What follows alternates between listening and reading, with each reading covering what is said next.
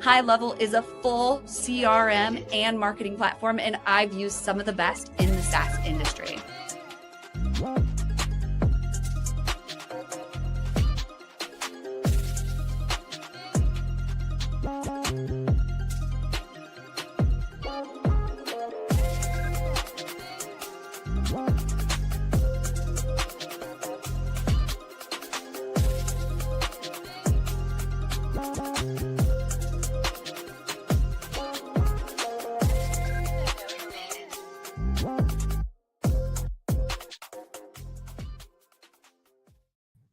And we are live from LinkedIn, YouTube, Facebook, Twitch, and Instagram. Wait, I got to click live on Instagram. They have extra steps for us. Now we're live on Instagram. It's Revening's Wednesday. Welcome to Wednesday, Revenue Party people. We've got our hot topics, our hot prizes. Wait, no, we don't have hot prizes. That's an old statement. I haven't said that in a long time, but I'm just on a roll. If you remember, back in the day, we did raffles. But then LinkedIn sort of, their terms and like raffles, it just like made me nervous. So we kind of stopped with that. Maybe we'll bring it back in the Wednesday community.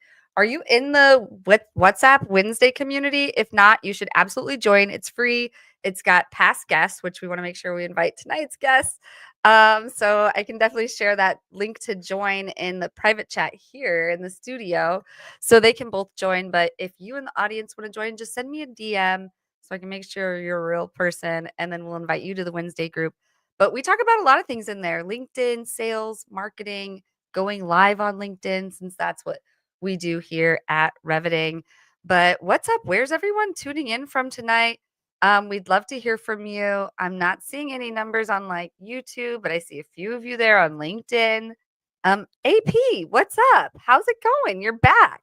Tell us, how's the family? AP, keep us updated and keep us honest throughout this conversation.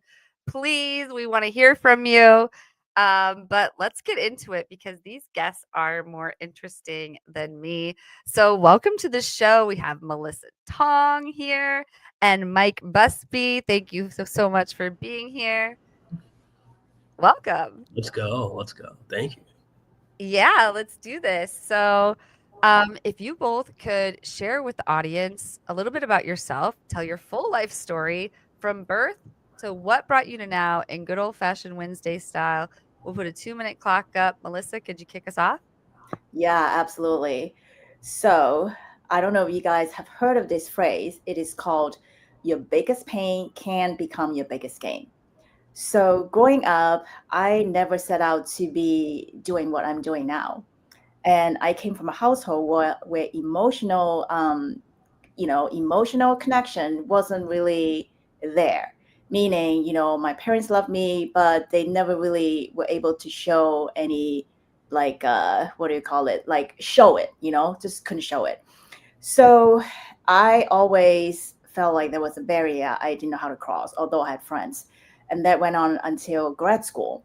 So I was a music composition major. And after I finished grad school, I thought, okay, great, I'm going to become a composer. But, the universe said, okay, well, you're not going to become a composer, and I have something else, lined up for you.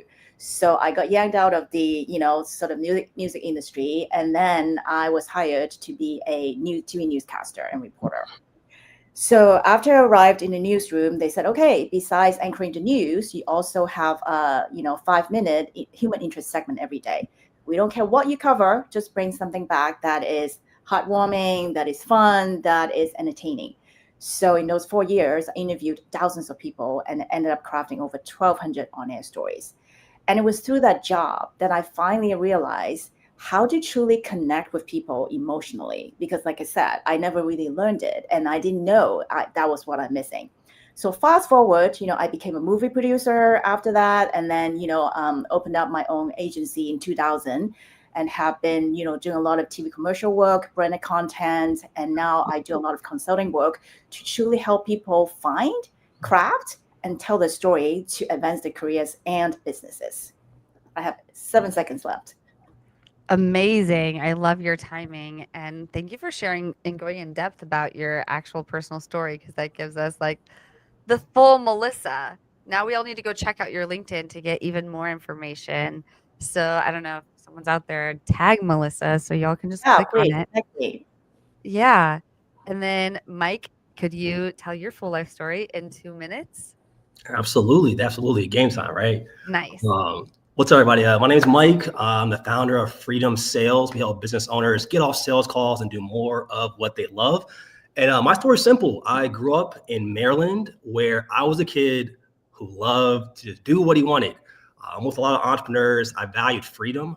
And I remember growing up, I was cutting lawns. I was shoveling snow to make more money. The idea of like a typical like 9 to 5 never really, amused me too much. But I got into the corporate world when I was around 23, 24 as a front desk manager of this huge hotel. And I hated it. The fact of clocking in, being on someone else's time, like it drove me absolutely crazy. And I remember there was a time where, unfortunately, a woman at my job passed away. She was there for like 25 plus years and passed away on the job. And at that moment, I realized that if I didn't make a change, like that could be me as well. So I said, you know what? Let me go ahead and start my own thing. I started a drop shipping business. And guess what? I went $30,000 in credit card debt from trying my own thing. Traumatized, sleepless nights. It was horrible. And I was blessed to find a mentor who taught me about sales. And he told me that, Mike, if you can learn to make money without having to spend more money, you'll always be set. I got into sales, into this whole game of remote sales. I closed a lot of deals, and I realized that for a lot of business owners, they don't want to be on sales calls. They rather be doing more of what they love, spending time with family. And that kind of led me to opening up my own agency where I help business owners now get more freedom, get more of their time back. That's kind of been the game lately, though, just helping people get more freedom, just like how I've always wanted. Yes, we all want more freedom. I love that so much. Thank you so much for sharing that. Of course. And just playing around with the cameras here, because there's this new mobile feature here in StreamYard called Mars, and it's kind of cutting us off. So we need to play with that a little bit. But anyway, so if you're seeing this on mobile, I think on Instagram, it might be a little janky. Let us know. Give us a comment. But I'm like moving around, so like pick up. Right now it's just showing Mellissa. That's cool. But anyway, let's dive into our first topic, story selling, which I love. Not storytelling, story selling for business growth and turning stories into sales. Mellissa, could you kick us off on this topic? Yeah, absolutely. So I have been storytelling for a very, very long time, right? So like I said, I started in TV, news journalism, and then, movie producing, and then shooting TV commercials, branded content, you name it. But the more I do it, the more I realize that we are not just telling stories. We're actually using stories to sell. And how much time do I have? So let me see if I can give you a full example, or I could just do a quick Yeah, one. feel free to talk, Okay. 5 minutes or so. Yeah. So I'll give you a really simple example. So one time, this was a few years ago, we got a client, and they're a CPA firm. And one of the owners came to us and said, okay, well, we have a stable pool of clients, but you never know. And I love going to networking events. And how do I become more dynamic? And how do I, get more known in my community? And I say, okay, great. That's a good way to start. And I asked him, how do you introduce yourself and what do you say, at these networking events? He said, oh, very simple. I just tell them, hey, my name is so-and-so. I have a CPA firm, and I love, numbers, and I like helping people save money from Uncle Sam. I said, okay, great. But don't you think other CPAs may say the same thing? He said, yeah, you're probably right. So that's why, I want to know what else can I say, right? So, okay, you came to the right place. Let's figure out what your story is. So I have a whole set of questions that I've been using, and I kept asking him different questions. And some of the questions he said, oh, I can't answer this because I have, client confidentiality. And then some of the questions he would be like, no, I had a pretty, decent childhood. I had no trauma growing up. I lived in the dorm when I was in college. I never really broke any rules. I was a pretty decent student. I got good grades. So everything to him was just so like ordinary. Nothing really jumped out. So I said, you know what? You've been around for a while, and you had your business for like 15 years. So I need you to at least give me one good story, because otherwise, how am I going to help you find your story? So at least, think harder. Give me something to work with.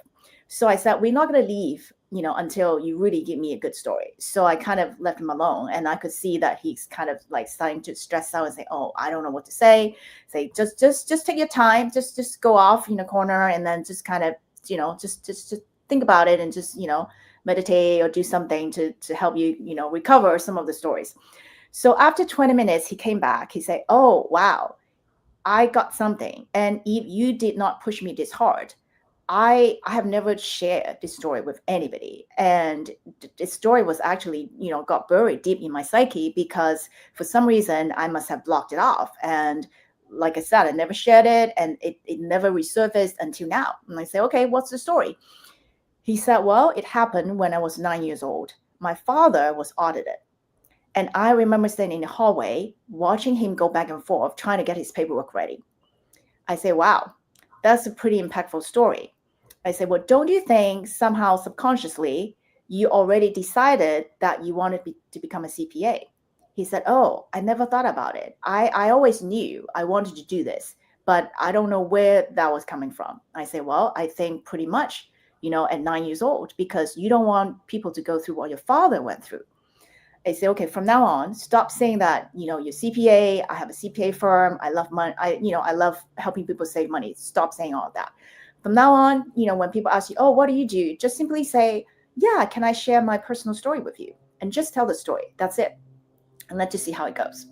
So 2 months later, we had a follow-up. He said, oh my gosh, I cannot tell you. People don't remember my name. And people don't remember, obviously, my, what I do. I mean, easy to remember after he says his story. But people remember me as the guy who helps people, like get the paperwork together when they get audited. So by sharing that story, not only was he able to articulate, why he was doing, what he was doing, but he was able to narrow down his clientele. Because think about it. If you really don't care whether your paperwork is ready or not, then he's not your ideal CPA. But if you truly care, then you're going to be, wow, I want to work with somebody and then have them, whip me in shape and make sure that whatever I got, I'm ready to go any given time. So that even if I got the call tomorrow, I'm not going to be stressed out. So the reason why I'm sharing this story is sometimes when you're in it, you don't realize how powerful your story can be. And like, for example, this guy, he never ever shared this story with anybody. And since he's been sharing it, people remember his story. And I'll use a quote by Maya Angelou. She said, people will never remember what you did. And people will also forget, people forget what you did. People will forget what you said. But people will never forget how you make them feel.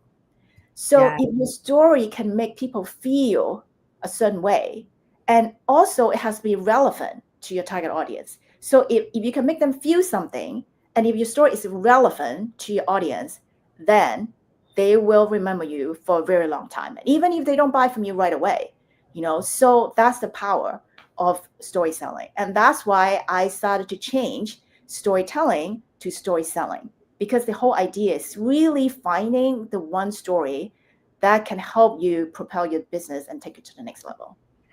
Oh, I love all of your stories that you just shared. Thank you so much, Mellissa. So I'm just wondering, that moment where he unearthed something he didn't even realize shaped his whole career. That probably often happens often. how often, I guess, do you see founders carrying stories like that without even knowing it? All the time. I hate to say that. Like, really, almost, I would say 99.9%. Only because, like I said, when you're in it, you don't see it. And like for me too, right? I mean, it took me a very, very long time to realize my own superpower because I've been telling stories, basically more than half of my life. And I never really thought of myself as a storyteller either until I started doing consulting work. And I was like, wait a minute, why am I limiting myself to just telling story on the big screen? Yes, TV commercial is great. Having a movie, on the big screen is great. But at the same time, I want to make an impact. I want to help more people tell their story. So as much as I love seeing my own name on the big screen, I also, love helping people because, I get to work with people, help them really see the superpower and then using the superpower to craft their own story and use that to propel the business to the next level. That to me is very, very fulfilling work. Oh, I love that. I want to get Mike's perspective, but also tune into what some of the comments are saying as well. I know AP asked a question in there. How do you unearth your story to share with people? So we'll let you think about that one, Mellissa. But Mike, what's your take on all this? I like what you said earlier, though, Mellissa, about what makes a CPA different from anybody else. And you said it was your story. And I completely agree with that. Because I think it's the same with just about anyone online. Like, there's so many people either who are doing marketing or doing sales, but like what separates you is what's important. For example, like I come from like hospitality background. And I remember I did a reel on Instagram talking about how I went from like the front desk, started my own business. You won't believe how many people from hotel hospitality hit me up about that exact same post saying, hey, bro, I feel the exact same way. And this makes me realize that like when you share your story, you attract other people like you, your tribe, basically. But I do have a question for you, Melissa, though. I guess what would you say for people who are probably afraid of getting in front of the camera? How do they kind of shake off that shyness so that they could tell their story and they're not like, in their own head? Mm. That's a great question. And I used to teach that more often. Now I teach a little bit less about that. But having come from a on camera, background, right? I have to tell you, I had to do a 180 myself as well. So I'm going to give you a little bit of long-winded answer. So you would think that, I was on camera. So obviously I had no fear. But I was married to somebody, and this guy, he's a wordsmith. And without knowing, I gave him the power. So I told him that, because English, is my second language. And although I learned it young, because I grew up in the British colony, but we never really, speak a lot about it. We learned to read and write. But in terms of speaking, like I said, I wasn't really using it, on a daily basis. So I said, okay, if you hear, that I make any mistakes, please correct me. So after a long time, I became completely self-conscious. And I got to a point where I couldn't even do anything without having to memorize it. So it got to a point that was really, really bad. So to answer the question, sometimes it's not just about the fear. Sometimes it's also about if you are sure about your own purpose, then it's almost like no fear. Now, think about it this way. What is the one topic that you can talk about it forever? Even if people don't ask you about it, you can go on forever. So if you have any fear, I would start by practicing that, using your favorite topic, kind of just, you don't have to do it in front of people. You can just kind of, do it by yourself in your own room. Just try to use that as a practice. Like keep talking with that topic for, I don't know, 2 minutes, 3 minutes, 5 minutes, 10 minutes, right? Just keep practicing and practicing. So after a while, once you get comfortable in front of the camera, then you can inject other topics and do it, in a different way. So that's just one way, right? So there are many, many ways. I used to train people to do that. So there are many, many ways to kind of counter that fear. But I don't look at that as a real fear. I look at that as, because we're not really 100% sure about our own superpower. So that's why I think it camouflage as fear, but it's, to me, it's actually not fear. It's not fear. I love Mhm. that. Yeah. Well, thank you for sharing that. And I want to invite reactions to that in the comments too. And as you were talking, there was this comment or question: what makes a CPA different? I'm curious to hear more about your real story. Well, so it was very hard for him to being able to articulate what makes him different, right? So, like for example, he had no idea before we started working together. He thought, oh, I'm just a CPA, and my differentiator is, oh, because I'm helping people save money. He thought that was it. But every CPA, they're supposed to help you save money. Otherwise, what's the point, right? So after I learned about his story, so now his differentiator is because his father went through it. So his mission is, I don't want anybody has to go through what my father went through. So it became a mission for him. It's not just a job. So his mission is to make sure that whatever clients that he has, his job is to make sure that their paperwork will be ready to go in any given moment. So that even if they got a call the next day, they're not going to be stressed out. They don't have to spend more time to get everything ready. So that is his special sauce. So that's why, like I said, for people who care about whether, the paperwork is ready or not, then he's your ideal CPA. But for people who was like, okay, I'm just going to take my chance. I don't really care. I have boxes here, I have boxes there. I don't care. Then he's not your perfect CPA.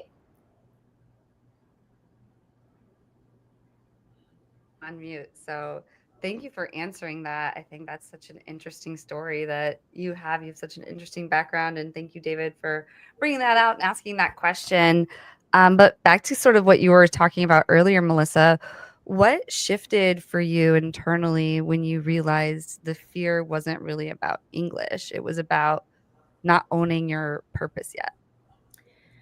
I think it was because so I started doing public speaking in 2014, and prior to that, like I said, I was so self-conscious, and it got to a point where I couldn't really speak freely in front of more than 4 people without having to memorize anything. So I used to do a lot of presentations and all pitching, right? So I literally would memorize, 2 pages of my pitch and then go in the next day. And people thought, oh my God, you did so well. And then deep down I was like, wow, I'm so glad that I didn't mess up. So it got to a point where I felt like, how did I get here? I was a TV newscaster. I mean, I used to not have any fear. So why am I suddenly became so fearful? Then I realized, oh, it was because I gave my power away. So I told myself, okay, I don't know what has to happen. I don't know what's going to take, but I made a decision. I would say, okay, I don't care what it is. I have to go back to where I was because this is too paralyzing. I can't live like this. I want to be able to talk freely on stage, and I can't be memorizing anything. So shortly I made that decision. A few months later, I scheduled my first public speaking in 2014 in front of a group of people that I didn't know a soul. I didn't know any one of them. So I thought, okay, even if I mess up, it's okay because they don't know me, I don't know them, and Doesn't matter. like Worst right, thing they that don't could they don't happen. have to listen to me ever again, right? They can just blacklist me. I'm fine. Yes, So I exactly. did it, and then it was the first time that I didn't go in with any scripts. I had my PowerPoint, but I was able to get through it. I had no fear, and since that time, I never had to memorize anything ever again on stage. So Wow. it was a combination of making the decision, and also, there were some other exercise that I was doing too, internally. So a combination of that, I was able to get over that. I love that. And I mean, that is a good place to sum up our story selling segment for business growth and turning stories into sales. And we'll be getting into storytelling again here in a moment on our third topic, the power of storytelling and branding and marketing. But before then, let's get into the why traditional sales funnels are dead and what's replacing them? I can't wait to hear. Can you kick us off, Mike? Let's go. It's gonna be tough to follow up with Mellissa. But okay, so when I look at sales funnels, personally, we run a sales agency where I have seen all types of funnels. So my goal is to show you guys what's working, what's not working, and what you could do to hopefully increase your sales with what's working today.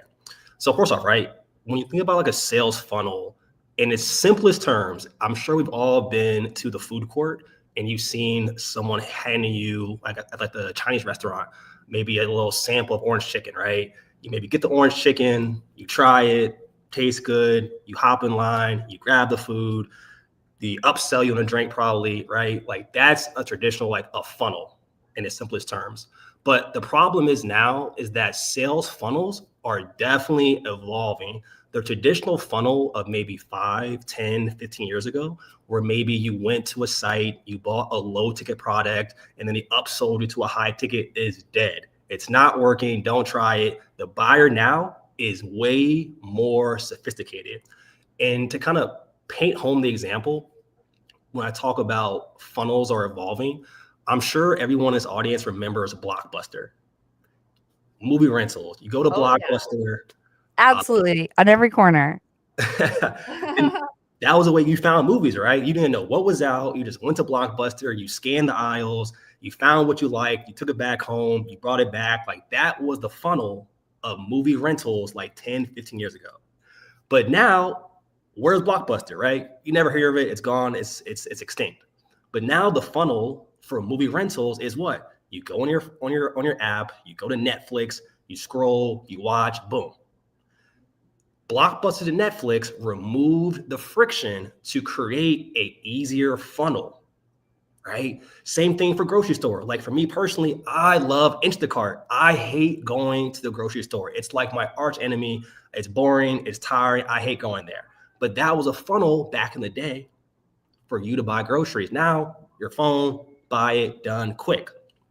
So I say all that to say is looking at your funnel, is what's happening now, is what happened in the past is what you're using now? Probably not. Because I think the biggest thing now that we're facing, and I've seen it in many business owners, is that at this point, we are in a trust recession.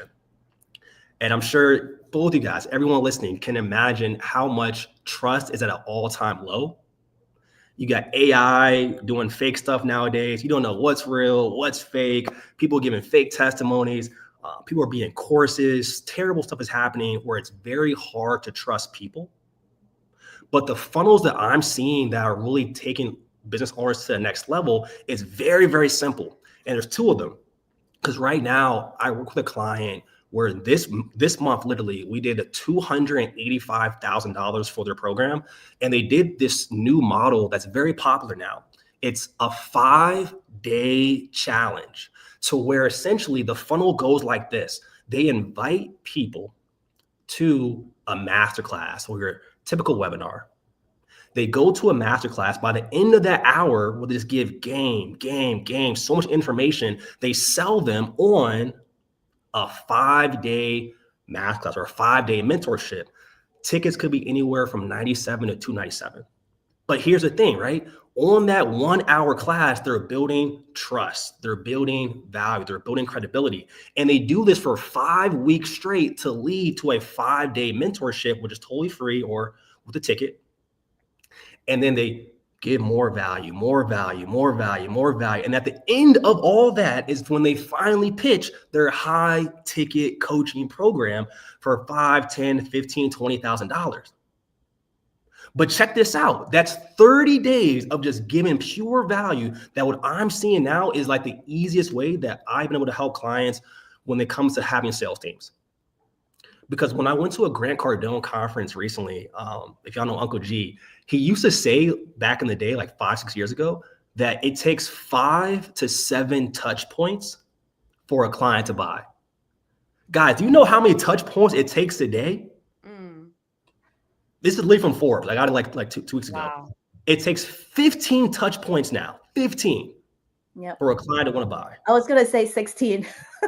I mean, I know in like the marketing world, we say like 30 to 40 impressions, like, you know, Like on LinkedIn, like that's a 3-second view or some, not like touch points where you're calling and you're connecting with them. I could see where that would be like 7 to 15. But yeah, it takes time for people to understand who the heck you are. Yeah, big And time. to trust you. And that's where the funnel comes in there, right? I Traditional have funnel, had, short. absolutely. Sorry, I didn't mean to cut you off. You're good. But just wanted to say too, I've had success myself with the 5-day challenge. So it's interesting you said that. Like, I think it was 2 Januaries ago, I did a 5-day challenge in January. Maybe I should do it again this year. Yes. But to like get active on LinkedIn, essentially, like get consistent on LinkedIn. And we went over building their personal brand strategy, what they wanted to be known for, updating their cover image, their whole LinkedIn profile, but then posting consistently and even going live. And so that was the challenge, is like, in 5 days, can you figure all those things out? Um, and there was a winner, and then she came live on my show. So yeah, it was one of those moments where I actually made a post about it on LinkedIn, and people started just paying me without even talking to me, because I did sort of low dollar. And I was like, oh, there's like people paying who aren't even liking the posts. And yeah, I should probably do that again, because it did bring people into the funnel who ended up going into the coaching program, ended up going to my retreats. So yeah, I back you up on that 5-day challenge. Any other like tricks or like campaigns that you suggest to help get people in the funnel? Man, there are so many, but like I said, the one that we're seeing right now, because like I said, we build sales teams in the back end to like take the calls and all that fun stuff. It really just is like there's 5. They do a class every week to lead to that 5-day challenge. So that's a phenomenal way to get people in. And then they are buying at the low ticket, $97 to get onto that 5-day challenge. But the whole point, that if I could get anything across, it's just that we have to give so much more value than 2, 3, 4 years ago. So if anyone's wondering why their funnel is not working, the only thing I would actually look at is how much are you delivering on the front end will tell you what you're going to receive on the back end. Because they did so much on the front end that led to a $250K month, that I truly think with a traditional webinar of like an hour class that goes to a sale, that's dead. Any client I've had in the last 3, 4 months that just does the VSL, it's not hitting the same as it used to. But Yeah. yes, more value is the key. Yeah. Value, value, value. And people want like real live training. They don't want to like watch your videos. Yeah. Anyway, yeah. What would you add on all of this, Mellissa? So I don't work a lot with funnels, but I would definitely agree with Mike, because, really 15, 16 touches is the way to go. So, and just like Mike said, right, it's the trust factor. Do people trust you? How do you build that trust?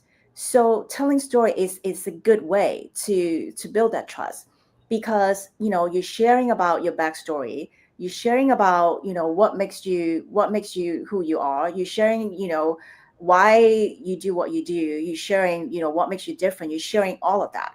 So every time you share something, it's another touch. So if you count that, it's easier to get up to 16. And also, like I said, story is the way people connect. I mean, think back in the Stone Age days, right? How did how did information pass from generation to generation, back then? They didn't have any books, didn't have any paper. So it was like carved on stones, and also maybe, verbally, right? So, one person, telling the story to the next generation, and then they keep passing it down. So it's just like passed down verbally.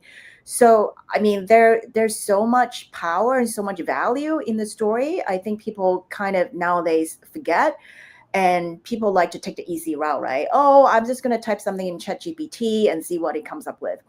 But it may or may not good for your story, depending on whether, if ChatGPT doesn't know how your live story is. Like, for example, if this CPA story, if he just types something in ChatGPT and say, hey, can you come up with a story, I bet you ChatGPT wouldn't know about that story, because he never told that story.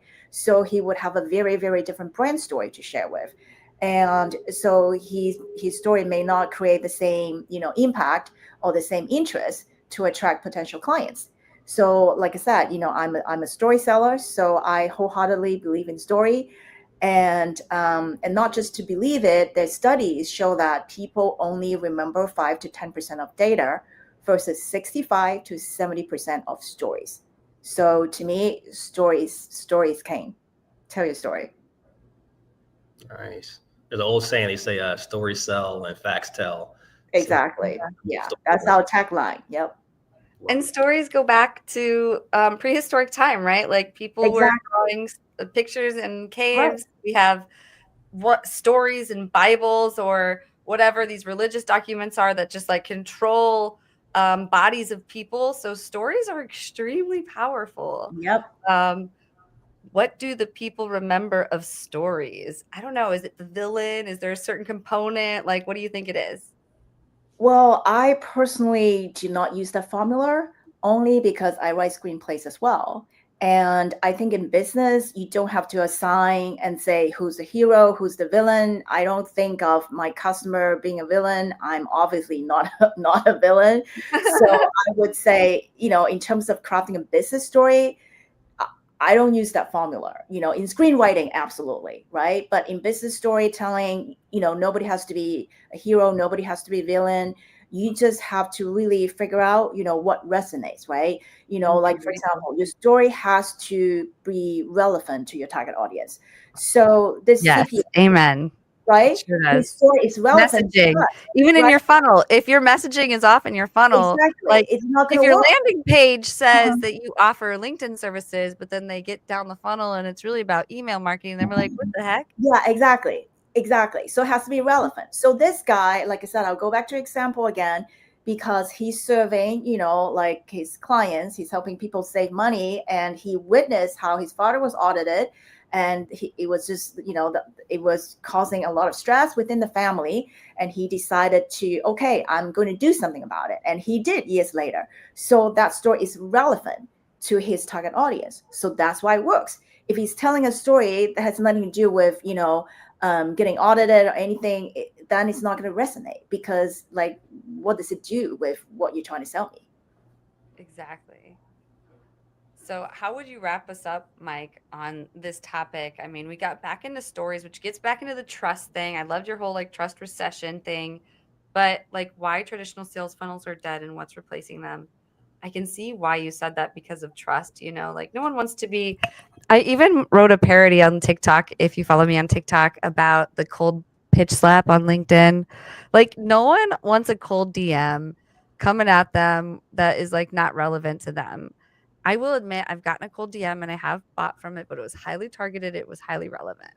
I use High Level as an agency software, and they were offering high level services for podcasters. And I'm like, perfect. I needed help.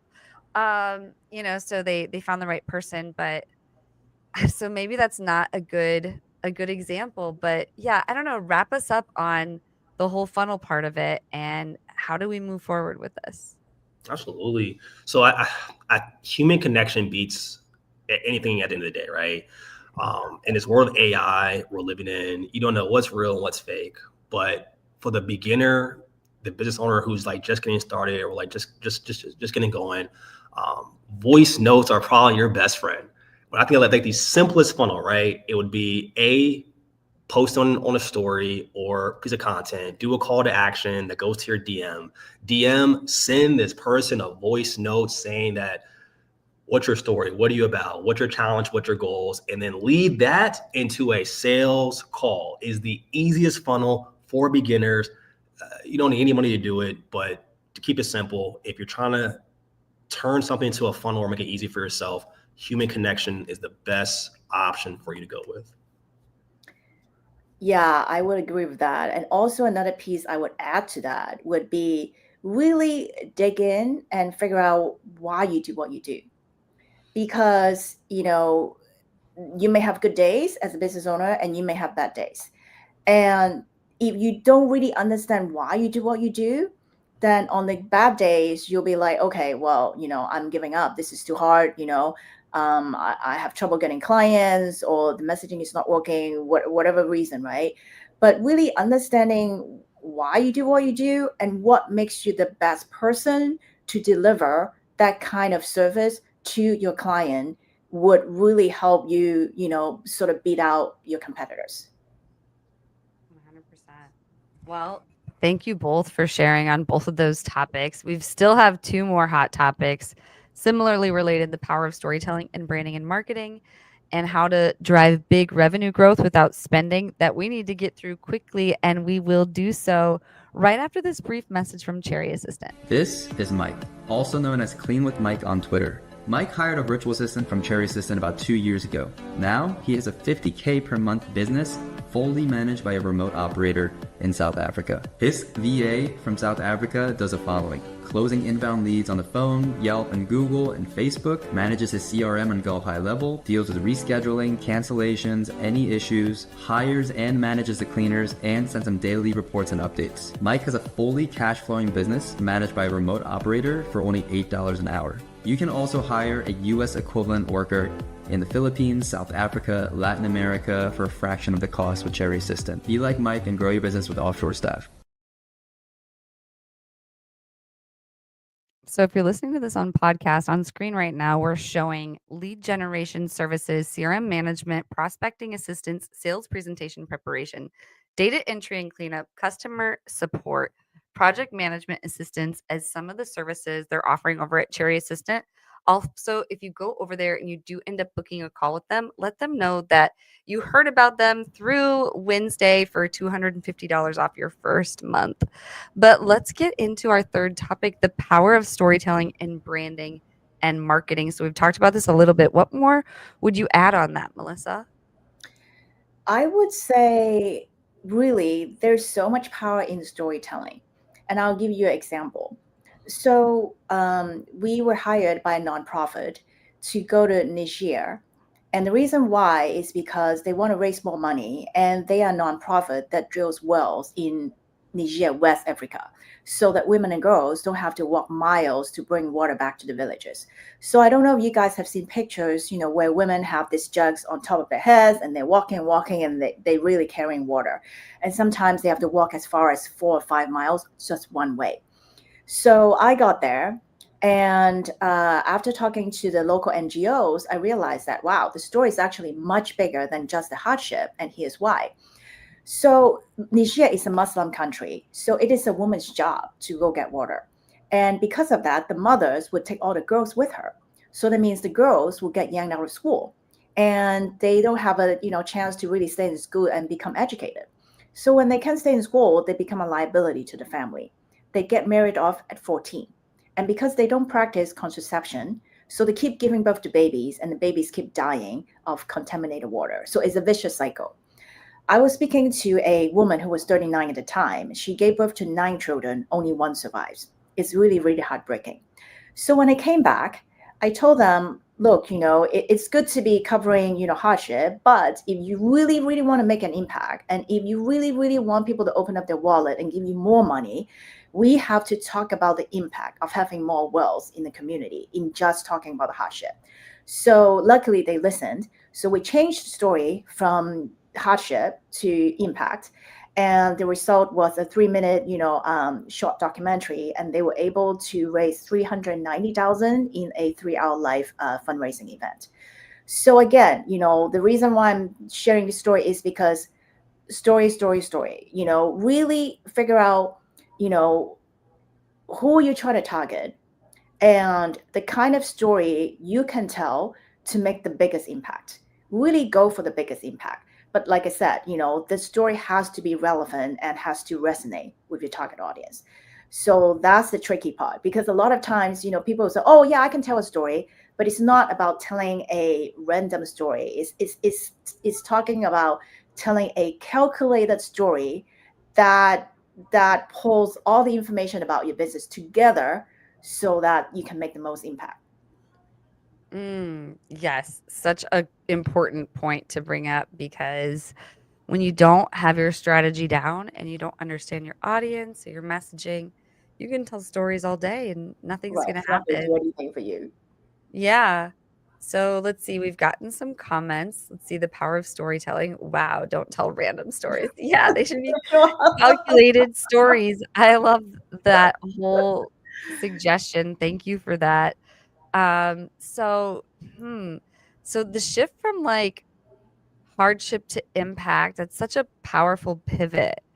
What signs should a founder or marketer look for to know their story's actually aiming too small?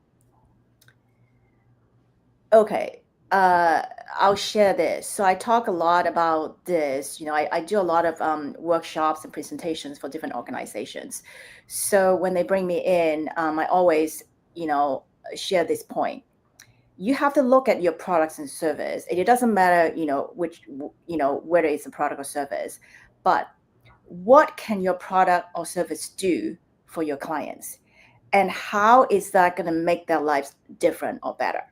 Because until you can pinpoint that, you really have no story to tell. And here's why. Like I said, your story has to make an impact, because the bigger the impact, the more you can make people feel,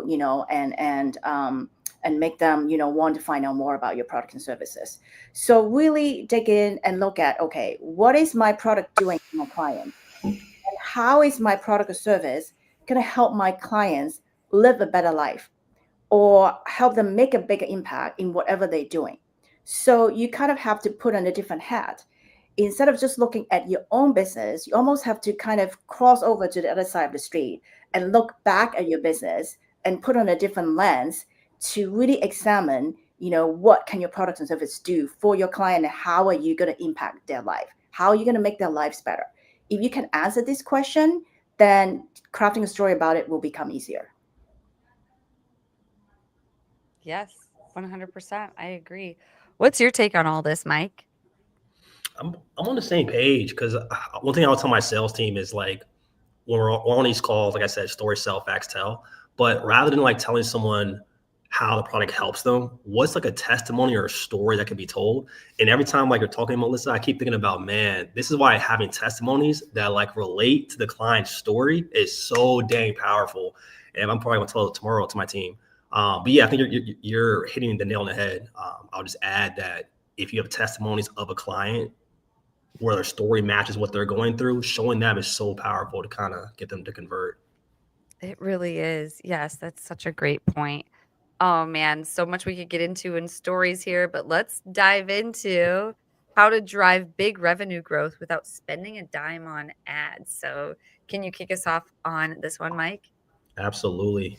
But can I ask a quick question though? Do I have your permission to give your audience a play that can make For them sure. like a sale today? Okay. Is that cool?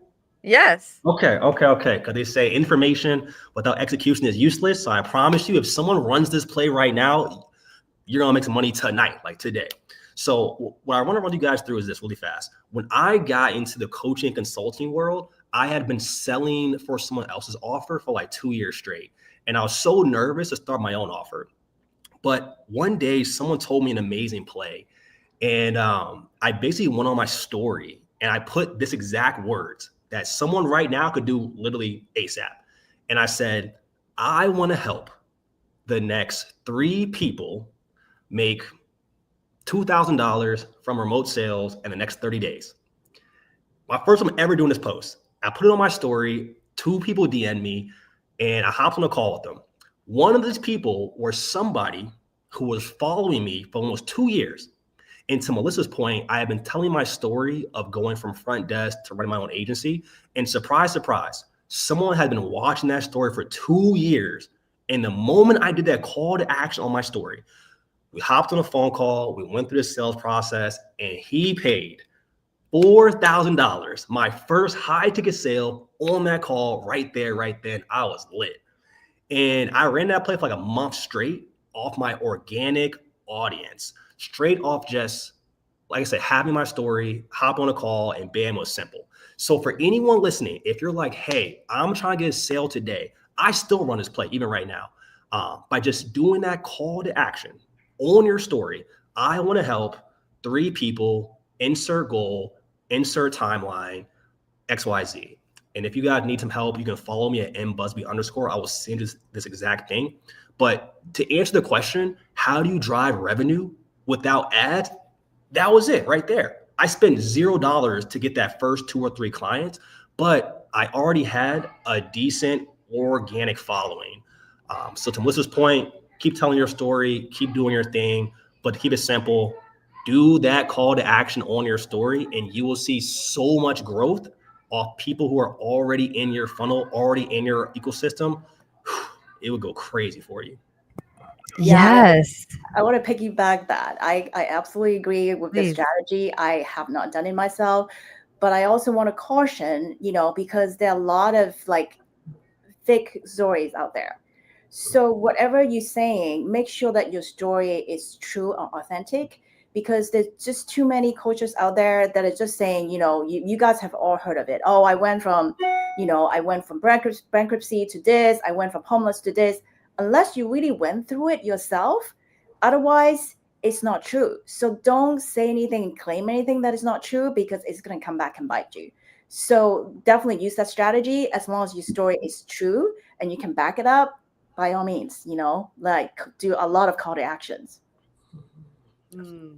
Yeah.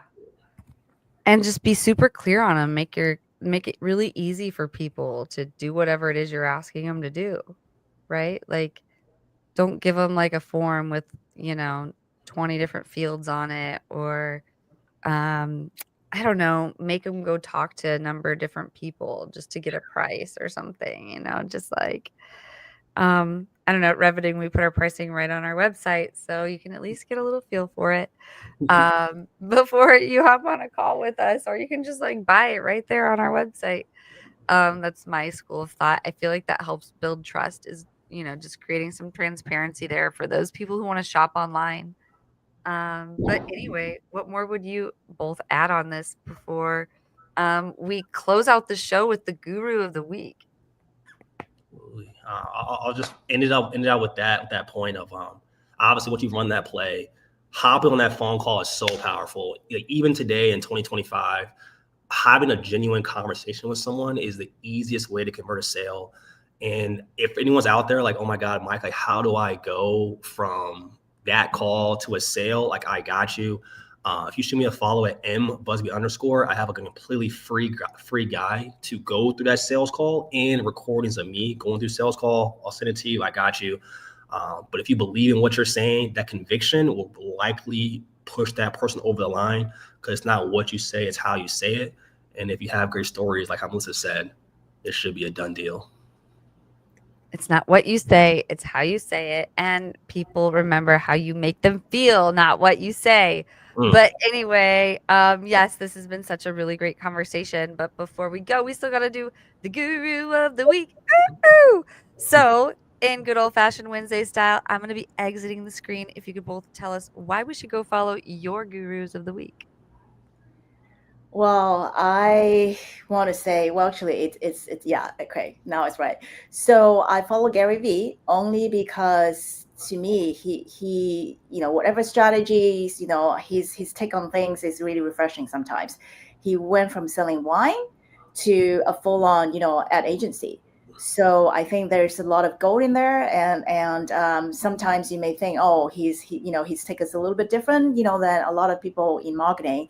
But like I said, I like his refreshing take, and I also like his, like he just say as it is. So that's why, he's my guru of the week. Let's go. Yeah, Gary Vee's amazing. He got me into entrepreneurship actually, so he's awesome. I'll be buy the Jets one day.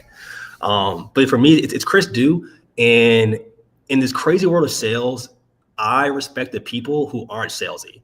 And if you go on Chris's profile, he's a complete sales guy. You may not know it, but I like the way he presents himself, and he gives so many great ways to sell for people who aren't naturally in sales.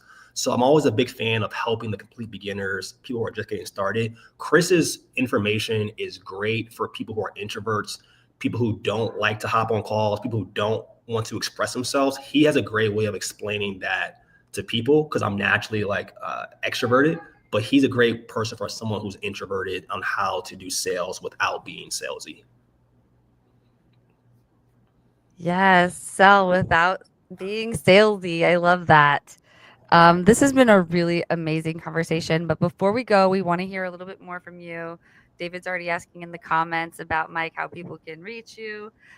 So, like we say here on Wednesday, to wrap us up, if you could both just tell us a little bit more about yourself, who you serve, how you serve them, and if they could be served by you, how do they reach you? Could you kick us off, Mike? Absolutely. So like I said, guys, my name is Mike. I own Freedom Sales Group. We help entrepreneurs who are sick and tired of sales calls. They are trying to get off them. We will place a proven sales team in your business to get you off calls and do more of what you like. So if you are a business owner if you're taking sales calls, you're sick and tired of them, or if you're just getting started in sales, my Instagram is the best place to reach me at mbusby_. That's a letter M, B as in, my last name here, USBY_. Connect with me. If you send me the words podcast right now, I'll know you came from this amazing community, and I will hook you guys up with all my free sales calls plus a script to help you out as well. But yeah, thank you so much. So for me, I'm pretty easy to find as well. And my most popular platform is LinkedIn because my clients are mostly B2B. And but make sure that you have the correct spelling because my name is spelled with 2 L's and 2 S's. So go ahead and follow me on LinkedIn and feel free to message me. I have like ebooks, I'm happy to share as well. I have ebooks about how to, the 3 secrets of an impactful elevator pitch, capability statement, all kinds of stuff. So, like I said, just say podcast, tag me, and then I'll send you, something that will work for you. Amazing. Thank you both so much for coming on and for sharing how you help people and how we can reach you. This has been a really great conversation. We could probably go on much longer, but just in good old fashioned Wednesday style, we'll sum things up at 9 p.m. But we've got another really great episode for next week planned. We have, let's see, we've got Jess Guffey and Christopher Kroner coming on next week. So that's going to be a really great episode yet again here on Wednesday. But until then, hope everyone has a really great night. And thanks again, Mellissa and Mike, for coming on. And if you don't mind holding tight just for a moment so we can make sure we get a good local recording. All right. Bye, everyone. Bye.